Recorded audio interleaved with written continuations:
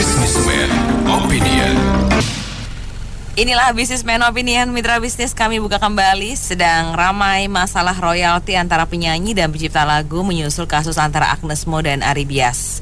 Agnes Mo digugat karena menyanyikan lagu ciptaan Ari Bias tanpa izin saat dirinya show di panggung, sehingga pengadilan niaga menghukum Agnes bayar denda 1,5 miliar rupiah. Sementara Agnes Mo dan beberapa artis penyanyi lainnya menilai royalti seharusnya dibayar oleh penyelenggara acara, bukan sang artis. Nah, apa komentar Anda mengenai kisruh royalti ini dan kondisi penegakan hak cipta di Indonesia? Di 6339160 atau WhatsApp call di 0816924924. Kalau menurut saya sih tergantung ya, tergantung lagu itu waktu dinyanyikan, apakah permintaan si penyelenggara atau inisiatif dari si artis. Kalau yang request itu penyelenggara, berarti penyelenggaranya yang bertanggung jawab, gitu. Ya kan? Tapi kalau penyelenggara itu menyerahkan pemilihan lagu itu ke sang artis dan sang artis itu yang berinisiatif atau membawakan lagu itu, ya sang artis lah yang harus bertanggung jawab. Kan penyelenggara kan hanya tahu dia dihibur kan, dia dapat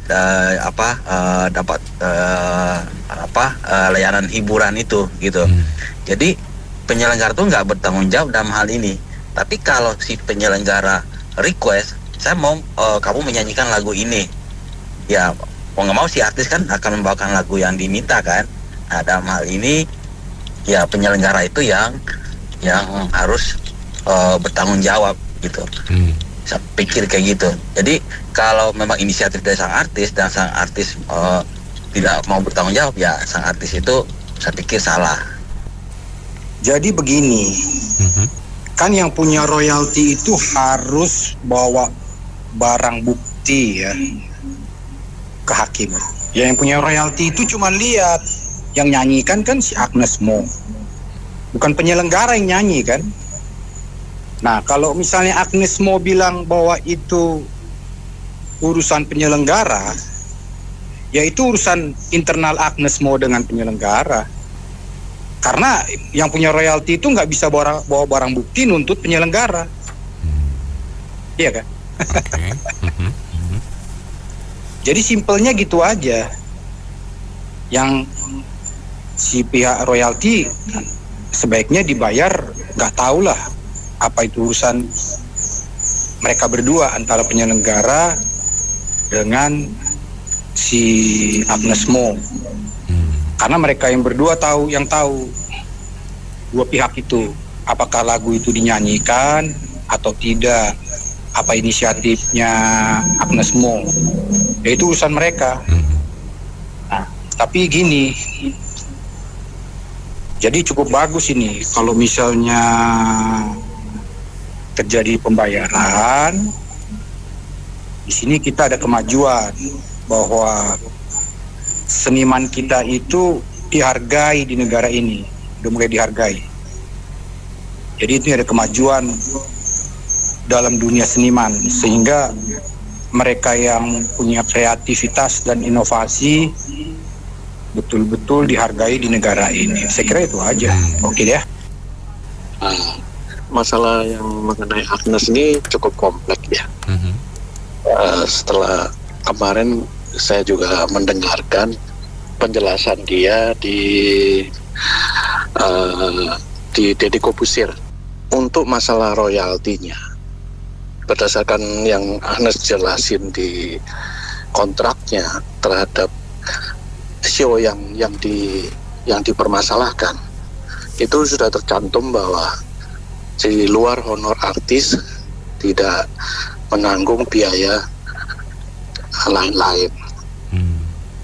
Nah, dia juga sudah memperingatkan ke penyelenggara waktu ditagih ya untuk fee-nya itu, fee royalty maksudnya ke penciptanya, udah ditagih sampai 5-6 kali, tapi nggak ada respon dari penyelenggaranya, nggak ada etiket baik lah untuk membayar untuk itu.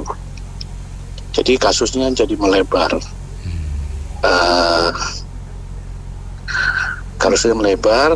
Terus penjelasan Agnes sih katanya dia 60% sekarang di Amerika, jadi 40% di Indonesia, dan dia mempunyai 3 atau 4 HP Indonesia maupun HP di Amerika. Jadi pada saat pencipta lagu WA dia nggak respon katanya, ini menurut penjelasannya, karena dia jarang, kalau lagi di US, di Amerika, dia nggak liatin HP yang Indonesia gitu. Jadi itu sudah berlangsung selama 8 bulan tanpa tanggapan. Terus suatu hari dia buka, ini menurut penjelasan ya, saya cuma berdasarkan waktu podcast dengan Deddy Corbuzier. Jadi setelah 8 bulan kok dia lihat kok ada SMS ini. Pertama, permintaan untuk menjadi seperti tim sukses lah, membuat podcast untuk, nggak tahu yang pencipta lagu atau Ahmad Dhani yang untuk mencalonkan waktu jadi anggota DPR itu sebelum pemilu tuh. Nah, kata Agnes sih, saya tidak ada maksudnya dia nggak mau terlibat di dunia politik lah, jadi nggak mau kasih dukungan. Nah, jadi setelah ini tahu-tahu ribut, digugat gitu loh, digugat masalah royalti, dan ini yang dijelaskan oleh seorang pakar ya, pakar untuk yang memberikan membuat undang-undang hak cipta untuk royalti, bahwa ini sebetulnya nggak benar, keputusan hakim itu salah sebetulnya. Karena kalaupun penyelenggara yang dituntut itu nilainya adalah 2% daripada hasil penjualan tiket. Nah, sedangkan ini dituntut 1,5. Nah, ini presiden buruk bagi semua penyanyi gitu. Jadi semua penyanyi sekarang takut kalau nyanyiin lagu tiba-tiba. Jadi sebetulnya menurut Agnes sih, menurut Deddy juga, duit ini sih bagi Agnes kecil ya, 1,5 nih. Dia sekarang udah go internasional, nilai ini ya kata Deddy sih kecil. Tapi ini nggak akan langsung dibayar karena jadi presiden buruk untuk penyanyi lainnya. Karena jadi ngeri-ngeri sedap gitu kalau nyanyiin lagu, tiba-tiba misalkan honornya 100-200, tiba-tiba dituntut 1,5 M gitu loh. Jadi ya ini yang mau ditegakkan, makanya dia mengambil langkah kasasi untuk supaya masalah ini nggak jadi kebiasaan yang nanti menjadi kebiasaan salah menjadi benar untuk kasus-kasus selanjutnya gitu. Saya rasa itu aja sih. Kalau saya sebenarnya saya nggak ada ini ya, nggak ada kompeten dengan masalah Agnes Mo ya. Karena masalah Agnes Mo itu kan masalah orang besar lah, orang banyak duit. Tapi menurut saya beginilah, apa namanya, memang sulit untuk dalam hal masalah hak cipta ya. Ya untuk di zaman digital seperti ini kayak gini ya sulit gitu kan. Bahkan kayak misalkan membuat kumpulan lagu di YouTube itu malah dapat duit mas, gitu loh. Jadi sangat sulit. Mungkin ya kalau saya sih melihatnya memang harus direview lagi, dilihat lagi. Maksudnya ya ini mungkin jadi pembelajaran juga. Karena apa? Karena memang dari budaya. Jadi kayak menganggap biasa, nggak apa-apa, gitu kan. Nah, tapi kan kelasnya berbeda. Kalau misalnya Agnes Mo yang nyanyi, tapi istilahnya nggak ada izin, nggak ngomong-ngomong. Nah itu persoalannya. Jadi istilahnya ngelangkain lah, gitu. Tapi kalau misalnya lagunya itu yang nyanyi saya, mungkin saya nggak bakal kena gugatan. Iya. Iya. Jadi kalau ya ini kembali lagi siapa yang nyanyi ya. Kalau yang nyanyi Agnes Mo ya otomatis kan dia banyak endorse ya kan. Ada endorse, ada yang masukan dari mana istilahnya. Nah sementara saya yang nyiptain kok saya nggak dapat apa-apa, ya wajar sih gitu loh. Ini ya kepada normatif ya menurut saya. Jadi saya kira juga PR untuk pemerintah adalah saya kurang tahu ya. Jujur aja saya tidak begitu mengikuti dalam hal ini, terutama dalam hak cipta ini. Apakah benar-benar sudah ada regulasinya atau belum? Kalau tadi ada undang-undangnya berarti sudah ada regulasi, tapi bagaimana itu dari istilahnya dari sudut pandang dimensi yang lain itu bagaimana tentang undang-undang itu? Kurang lebih sih begitu, Mas. Oh ya, ini memang dalam hal penciptaan lagu dan penyanyi itu di dalam undang-undang hak cipta itu kalau sudah dipatenkan suatu produk lagu itu selama dia dikomersilkan untuk tujuan komersil itu harus minta izin dari yang punya paten, karena itu ada semacam pengurusan izin dan juga royalti yang harus dibayarkan. Nah, tapi juga bukan masalah siapa orang yang nyanyi, bukan sebetulnya. Cuman ada masalah yang seperti ini. Misalnya yang menyanyikan itu para pengamen, dia kan komersil juga kan. Lalu dinyanyikan lagu-lagu dari pencipta lagu. Pencipta lagunya diam saja, tidak mengurusinya. Banyak pengamen yang menyanyikan lagu-lagu terkenal. Lalu ada orang, dia penyanyi terkenal, dia menghasilkan omset banyak kalau menyanyikan lagu untuk show, tapi tujuan komersil, show pertunjukan. Kemungkinan dia dikenakan, ya karena tujuan komersil dan hasilnya banyak. Jadi si pencipta lagu berhak dapat bagian. Kalau si pengamen kan memang komersil, tapi kan tujuannya untuk mencari nafkah yang kecil-kecilan sifatnya harian.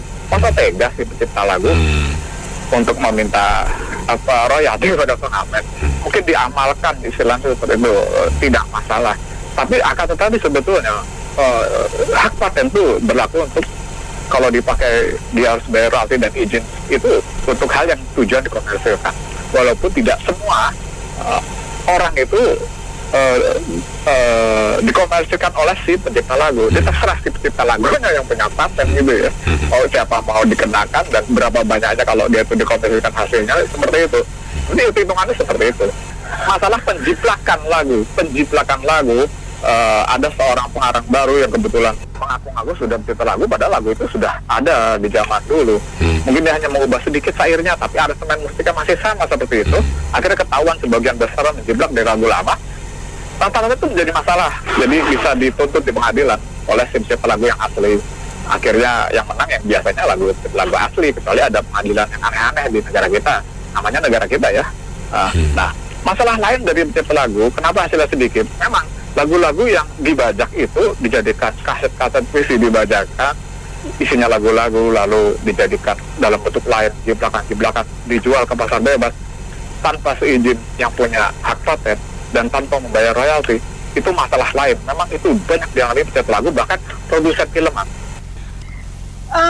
Royalti itu yang ngumpulin. Jadi gini ya, saya nggak percaya kalau Agnes Mo nggak mau bayar royalti, karena sebagai seorang pengusaha, Agnes Mo ini kan sama dengan pengusaha, itu harus menjaga kredibilitas, dignitas, nama baik, dan tetap menjaga kredibilitas serta kapabilitasnya. Itu yang pertama. Kalau dia cuman mau royalti yang maksudnya dinyanyikan 3 kali itu aja, kayaknya sih terlalu murah ya menurut saya ya. Walaupun udah di pengadilan 1,5 miliar itu juga terlalu murah. Tapi kalau misalnya penyanyinya sendiri yang ke Agnes Mo, mungkin beda cerita gitu ya. Mungkin Agnes Mo juga akan bayar gitu ya. Ya dia anggap uang kecil gitu ya. Tapi sekarang yang mau saya ngomongin adalah gini. di Indonesia itu royalti itu dibayarkan oleh satu badan. Jadi undang-undangnya sebenarnya udah ada gitu ya. Terus siapa yang ngurus royalti itu LMK kalau nggak salah, LMK atau LMKN gitu ya. Nah itu yang ngurusin royalti dan badan itulah yang membayar kepada Pencipta. hak pencipta ya, kepada pencipta gitu ya. Terus kalau komisi 2% atau berapa itu juga yang berhak bayar adalah event organizer-nya gitu ya. Tapi baru-baru ini juga ada, saya lupa nama penyanyinya siapa, dia lagi nuntut ke badan LMK ini karena dia tidak dibayar royaltinya gitu loh. Jadi nuntutnya benar, perempuan ini nuntut, penyanyi ini, perempuan ini, saya lupa namanya siapa Bung Anto, itu benar dia nuntutnya ke LMK. Terus sama LMK dikasih 25 juta atau dikasih 5 juta gitu loh, saya lupa. Nah dia nggak mau. Kenapa? Karena dia merasa ini kok curang kayak gitulah, kira-kira ya, nggak sebenarnya gitu loh. Lah di sini yang saya tangkap adalah kayaknya di Indonesia ini nggak lepas dari korupsi, Dev. Jadi kalau saja penyanyi perempuan ini tidak nuntut gitu ya, LMK-nya itu juga diam-diam gitu loh. Nah makanya dia juga jengkel gitu ya. Jadi sebenarnya ya saya nggak tahu deh harus mulai dari mana. Karena yang jelas ya Indonesia ini repotnya hukum itu tidak pernah jalan sebagaimana mestinya itu loh. Kalau gini terus menerus celaka deh negara kita ini. Karena apa? Kita tuh kayak orang buta, punya mata tapi jalannya meraba-raba karena nggak kelihatan yang mana yang benar. Sebenarnya hal-hal seperti ini bukan cuman royalti aja. Banyak orang yang buat konten-konten terus ngawur-ngawur katanya ini tanahnya dirampas, itu tanahnya dirampas kayak gitu-gitu, tapi nggak menyertakan bukti kayak gitu-gitu tuh apa boleh sih? Saya tuh juga bingung gitu loh ya. Nah sementara kita itu akhirnya jadi nggak bisa membedakan mana yang benar dan mana yang salah. Yang saya takutkan nanti kita berantem sendiri, akhirnya kita perang saudara. Apakah itu yang kita kehendaki? Dan belum lagi nanti kalau para pejabatnya ngomongnya seenak jidatnya kayak gitu ya. Karena apa? Kalau rakyat yang ngomong seperti Pak Anugrah tadi ngomong ya, kalau bukan Agnes Mo yang nyanyi mungkin didiamin. Sebenarnya sih ya semua harus kena gitu ya. Tapi benar Pak Anugrah ngomong tuh benar gitu loh ya. Kalau bukan Agnes Mo ya nggak bakal lah diutak-utik gitu ya. Tapi yang saya sesalkan adalah pengadilannya itu gimana ya? Emang nggak baca undang-undang gitu ya. Padahal ini undang-undangnya udah ada loh, peraturannya udah ada. Apa nggak baca undang-undang gitu ya? Sekarang kalau kita nggak baca undang-undang Bung Anto, karena kita bukan orang hukum ya. Tapi kalau jaksa penuntut umum lah, apa hakim kayak gitu nggak baca undang-undang, ini kan lucu ya gitu loh. Bagi mereka kan makanan sehari-hari gitu ya. Terus kok bisa memutuskan ngawur kayak gitu. Terus ditambah lagi pengacaranya itu pengacara lulusan dari Inggris atau dari Greenland, Panama atau mana? Gue nggak ngerti, kok dia juga nggak ngerti hukum gitu loh. Terus yang saya dengar lagi satu, pencipta lagu ini juga katanya dia itu tidak tergabung pada asosiasi tersebut lah. Ini yang juga sebuah kesalahan. Sebenarnya gimana sih caranya? Kan itu balik lagi, ada yang boleh, ada yang nggak boleh kayak gitu, ada yang bergabung, ada yang nggak bergabung lah. Ini kan juga repot juga kan. Makasih. Soal royalti saya bingung, Om. Saya mau ketawa takut diomelin. Kalau nggak ketawa ketan gitu, gimana ya caranya?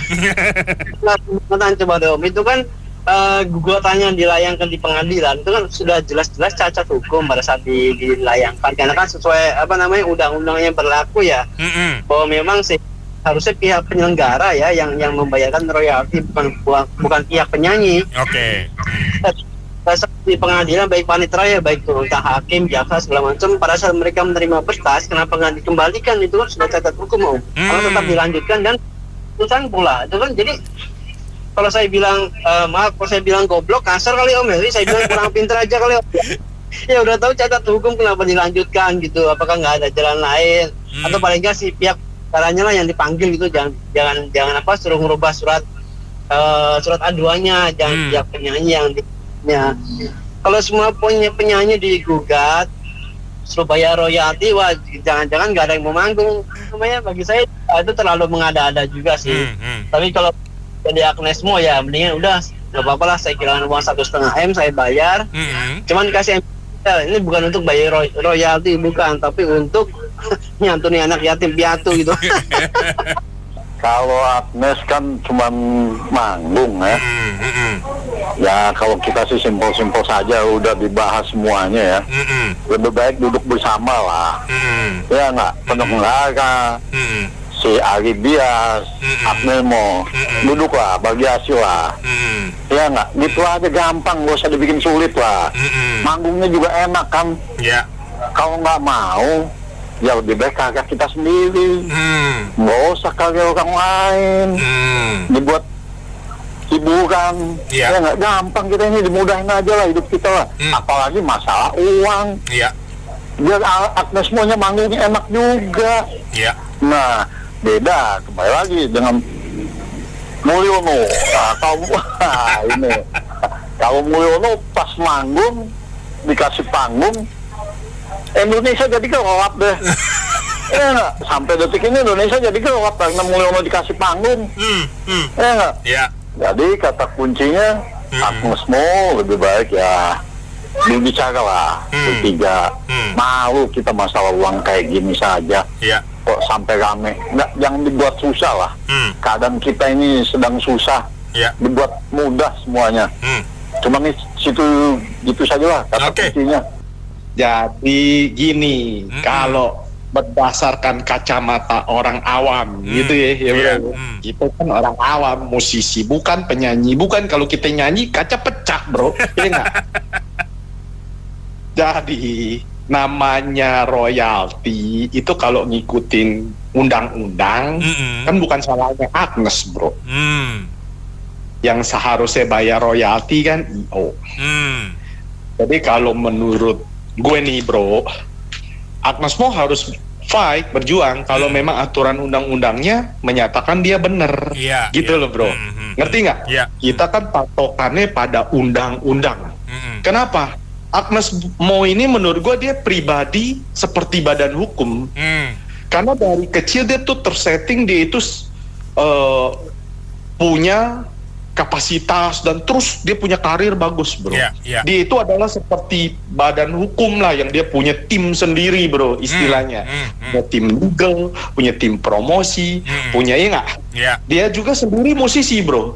Jadi kalau ditanya ke kapasitas sih seharusnya dia sebagai musisi seharusnya dia sangat menghargai kreativitas ya bro ya. Jadi kalau Ari Bias sampingnya kita tahu lah siapa.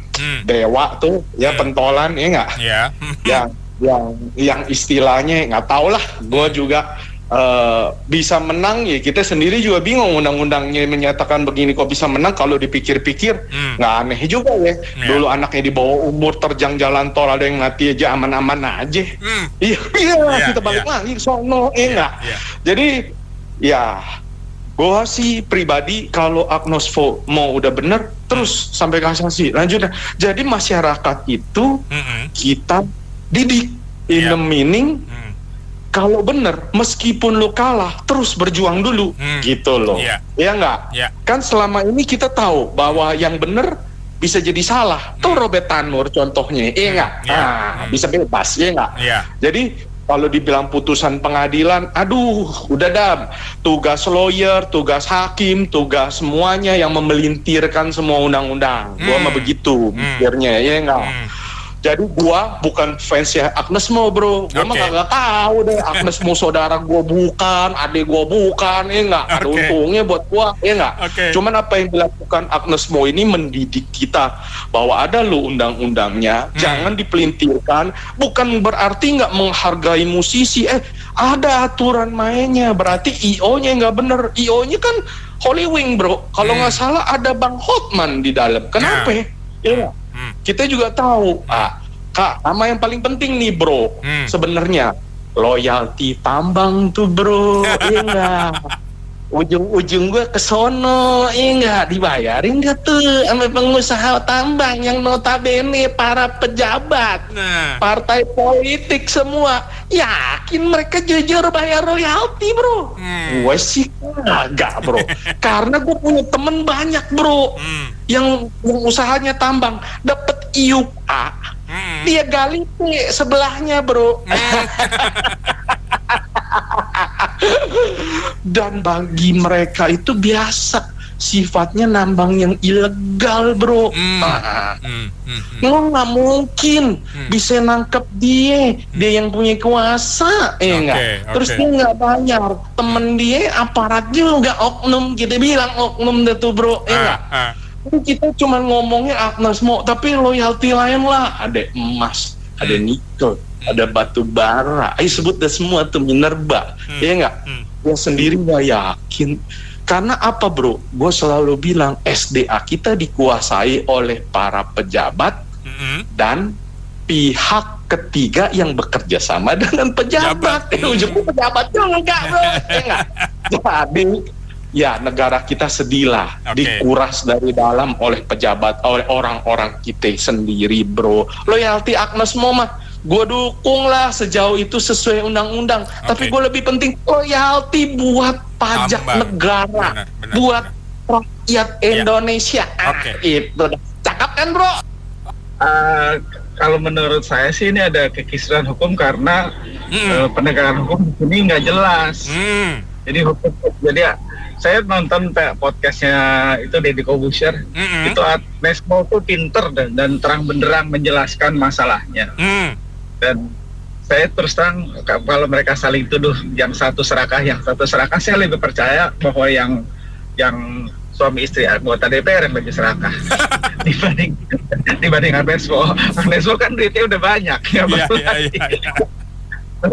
Tadi Pak kalau ini kan ada kok anehnya kok nggak bersuara ya. Itu aneh sih di situ. Ya itu Holy Wing kan. Dan kan kalau berdasarkan hukumnya ya, yang harus bayar IO-nya. Kenapa bisa gitu ya? Itu yang aneh. Dan memang inilah masalah hukum di Indonesia, penegakan hukum yang nggak jelas lah, itu yang jadi masalah. Kecuali ada hukum lain lah. Kalau yang dari yang dijelasin, memang hukumnya jelas lah, yang bayar harusnya IO-nya kan. Gitu. Jadi lebih percaya dia daripada yang gitu deh, yang suami istri anggota DPR. Terima kasih ya. Sebetulnya sudah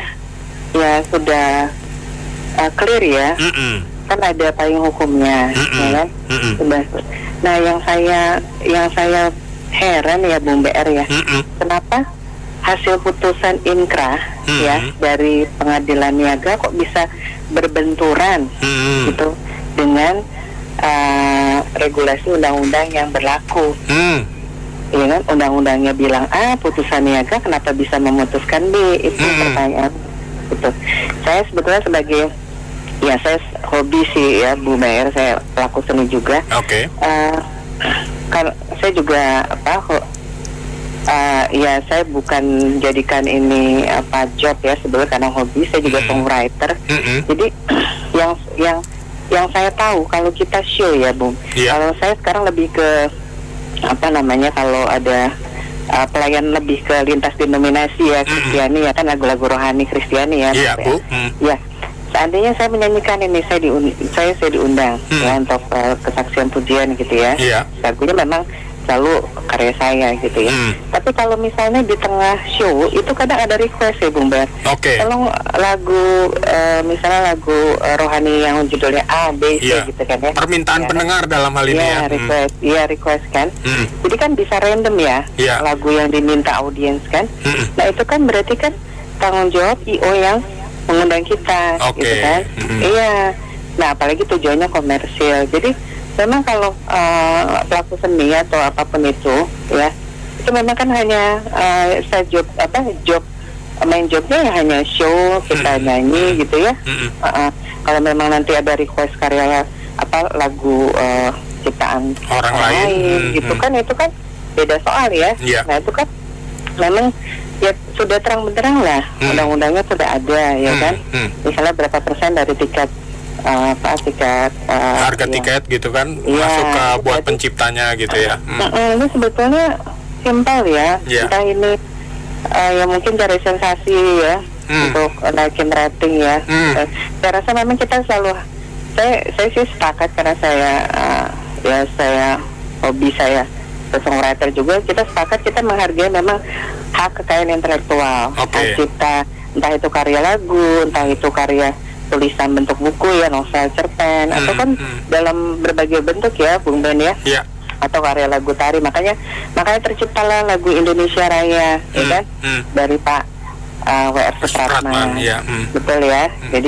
Jadi memang ya seperti yang menciptakan kita kan Tuhan ya. Jadi memang kan kita harus hargai pencipta. Memang misalnya penemu mungkin kalau tidak ada Alexander Graham Bell, ya, nggak ada telepon ya. Kita memang harus hargai karena pencipta itu memang idenya, gagasannya, pemikirannya, ya itu memang saya rasa ini PR Kementerian Ekonomi Kreatif ya Pak ya, untuk menghargai ini. Saya kok seperti royalti ini juga saya rasa kok nominalnya juga masih kurang ya, jauh api dari panggang ya. Apalagi yang karya-karya ya pokoknya itu mungkin PR-nya ya. Nah cuman ini ya itu tadi yang saya heran, kok bisa ya, sebetulnya bisa win-win solution kan, bisa duduk bareng ya. Misalnya Ari Dias tinggal diskusi saja sama IO-nya, dalam hal ini Holy Wings ya. Ini gimana nih kok performnya ada lagu saya ya kan, berapa persen dari tiket, kan gampang ya sebetulnya kan. Sebelum jalur hukum pasti kan kita ada jalur musyawarah mufakat ya, sila pekat ya. Iya kan? Sebelum litigasi bisa diupayakan. Iya pasti bisa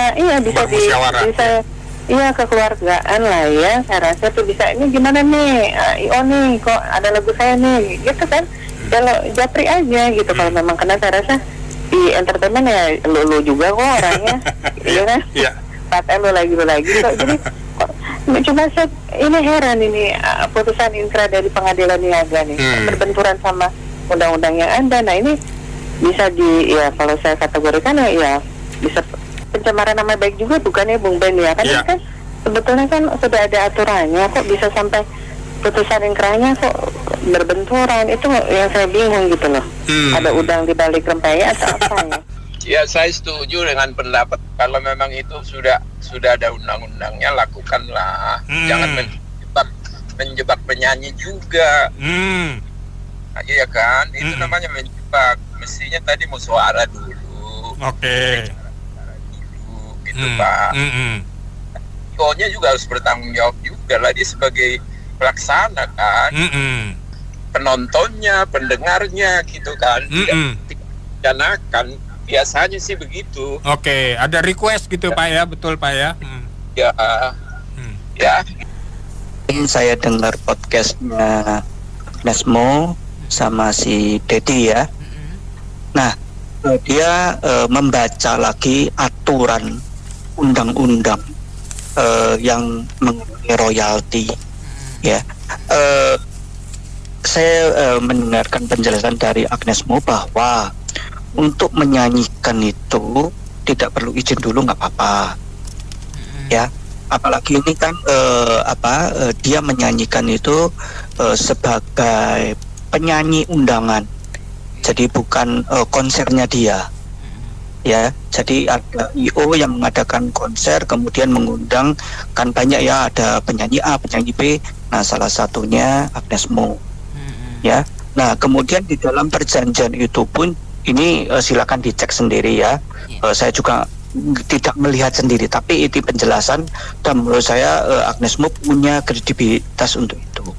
Dia menjelaskan bahwa surat kontrak yang ditandatangani dengan IO itu surat punya dia, template dari Agnes Mo, manajemennya Agnes Mo. Nah, di situ tertulis semua bahwa fee yang dibayarkan oleh IO penyelenggara itu bersih. Masalah pajak, masalah royalti dan sebagainya itu adalah tanggungan dari penyelenggara.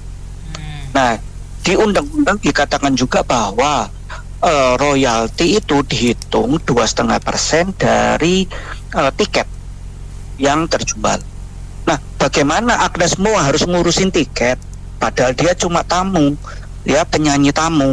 Dia tidak ngurus masalah tiket, masalah perizinan dan sebagainya, enggak.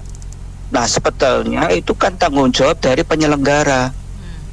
Nah, saya nggak ngerti apakah hakim itu goblok sehingga tidak tahu undang-undangnya, atau ada suap menyuap. Ya, kita tahu ya yang namanya hukum di Indonesia itu bisa dijual belikan. Seperti kemarin ya, Wakil Menteri mengeluarkan peraturan mengharuskan perusahaan mengeluarkan THR, padahal di peraturannya nggak ada. Ya, jadi saya katakan bahwa banyak sekali ya preman ormas yang berdasi, bahkan yang duduk di pengadilan yang mengatasnamakan Tuhan. Ya, tidak mengerti hukum tapi memberi keputusan yang berlawanan dengan hukum. Menurut saya ini sangat konyol. Negara hukum apa? Bagaimana negara mau maju, mau cari investor? Ya, saya yakin penyanyi dari luar negeri pun kalau datang ke sini was-was. Jangan-jangan nanti saya disuruh lagi, kemudian disuruh bayar royalti ya kepada pencipta penyanyi entah dari negara mana. Ya, itu sangat jelek buat negara kita. Ya, saya rasa itu aja. Kalau persoalan royalti ini kan saya secara pendapat pribadi lebih jelasnya baiknya pemerintah membangun badan royalti nasional, Bu. Karena kalau mengerunut dalam suatu tata negara atau negara kesatuan khususnya, ini mengacunya pada legitimasi atas hak karya cipta individu maupun badan. Saya pernah orang keluarga besar kami punya Tempo Group waktu itu. Kita juga dapat royalti, tapi pengakuan secara hakiki dalam suatu negara saya masih mempertanyakan hal yang demikian itu. Artinya tolak ukur dari struktur royalti dalam suatu negara itu lebih menggampangkan sesuatu. Seperti halnya saya punya hak cipta, saya jual, selesai. Negara langsung menjual itu menerima itu sebagai pendapatan atau penerimaan. Sementara kalau pertimbangan dari bijaksanaan kita sebagai masyarakat, alangkah lebih baiknya dia lebih reproduktif menciptakan suatu karya ilmiah itu lebih dari 1, 2, 3 atau 4. Dengan begitu entrepreneurship dari suatu anak bangsa itu lebih dikembangkan dahulu, baru dihargai etos dari karya ciptanya itu sendiri. Sama halnya saya perhatikan Agnes Mo ini juga gak beda sama seperti situasi kasus Ariel Noah berganti nama dari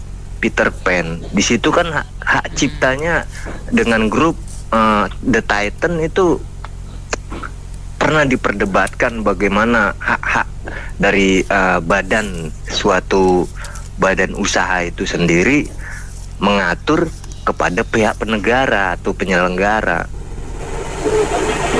Setahu saya royalti itu kalau kita mereproduksi rekaman orang terus kita jual itu terkena.